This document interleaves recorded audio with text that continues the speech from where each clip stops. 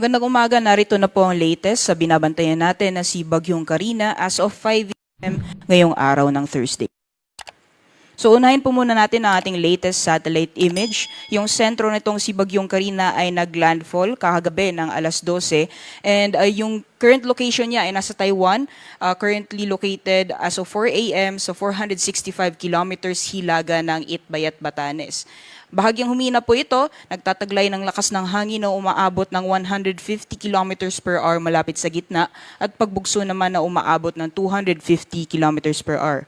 Patuloy pa rin po itong kumikilos pahilaga sa bilis na 20 kilometers per hour. Kung makikita po natin, malaking bahagi pa rin po ng Luzon ay posibleng makaranas or asahan pa rin po natin magpapatuloy yung maulan na panahon sa malaking bahagi ng Luzon, lalong-lalo na dito po sa may western sections ng northern at central Luzon, pati na rin sa may western sections ng Calabarzon and sa may Mindoro provinces, pati na rin sa NCR. Kaya ingat pa rin po sa ating mga kababayan, lalong-lalo na dito sa may kanlurang bahagi po ng Luzon area.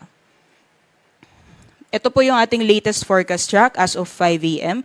Base po sa ating latest forecast track, gaya po ng nabanggit natin kanina, yung sentro nitong si Bagyong Karina ay nasa may Taiwan na. Pero nakikita po natin, although yung sentro ay nasa may Taiwan, ay malaki pa rin yung sakop na malalakas na hangin na dala nitong si Bagyong Karina. Kaya ilang bahagi po sa extreme northern Luzon ay apektado pa rin ng malalakas na hangin na dala nitong binabantayan na bagyo.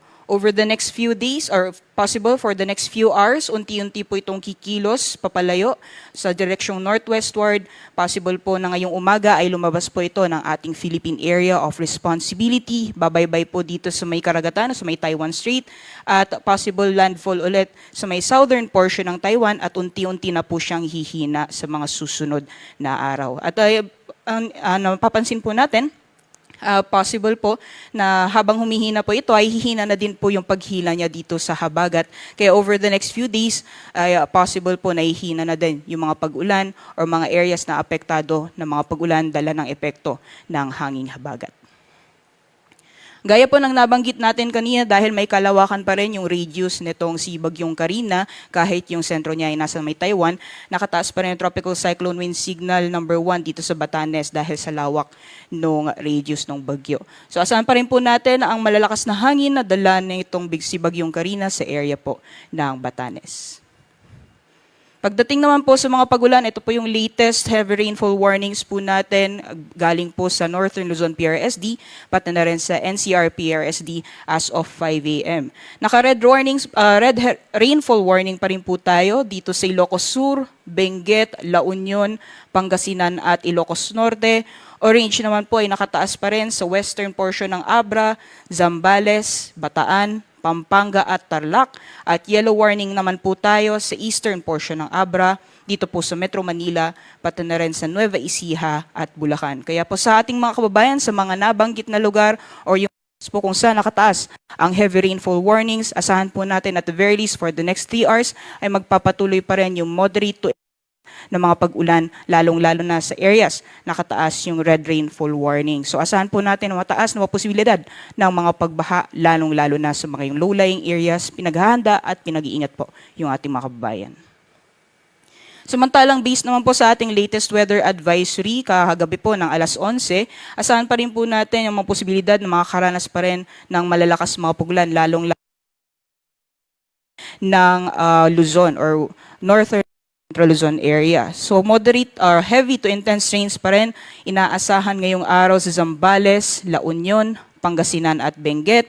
Samantalang moderate to heavy naman sa Metro Manila, Bulacan, Pampanga, Cavite, Batanes, Babuyan Islands, nalalabing bahagi ng Ilocos Region, Abra, Bataan at Occidental Mindoro. At kung mapapansin po natin, over this coming weekend, unti-unti na pong nababawasan yung areas na makaka-experience ng malalakas na mapagbuhos ng ulan. So moderate to heavy naman po mga pag-ulan, possible pa rin sa may Zambales, Bataan, Pangasinan at Benguet bukas. Pagdating naman po ng weekend or sa darating na Sabado, Zambales at Bataan, posible pa rin po yung mga moderate to heavy na mga pag-ulan. So asahan pa rin po or possible pa rin po yung mga pagbaha o pagguho ng lupa, lalong-lalo na ilang araw na po tayo nakakaranas ng mga pag-ulan sa mga affected areas. Kaya as much as possible po paghandaan at pinag-iingat po yung ating mga kabayan. Pagdating naman po sa mga pagbugso na hangin na dala nitong hanging habagat, ay malaking areas pa rin po ng Luzon, pati rin sa may western sections ng Visayas. Asahan pa rin po natin yung mga pagbugso ng hangin mula ngayon hanggang bukas. Samantalang pagdating naman po ng Saturday, ay mostly areas po ng northern Luzon, dito po sa may western sections ng Central Luzon, pati na rin sa may western sections ng Mimaropa, yun po yung areas na makakaranas pa rin or possible na makaranas ng mga malalakas na hangin na dala nitong southwest monsoon. Sa kalagayan po ng ating karagatan, may gale warning po tayo dahil sa epekto nitong southwest monsoon. Nakataas or possible po yung 4.5 meters na taas ng mga pag-alon sa areas po or sa mga baybayin ng Batanes, sa karagatan po ng northern coast ng Cagayan kasama ang Babuyan Islands, pati rin dito sa may western section or western seaboards ng northern Luzon dyan po sa Ilocos Norte at Ilocos Sur. Kaya delikado pong pumalaot, lalong-lalo na yung may mga maliit na sakyang pandagat sa mga nasabing baybayin.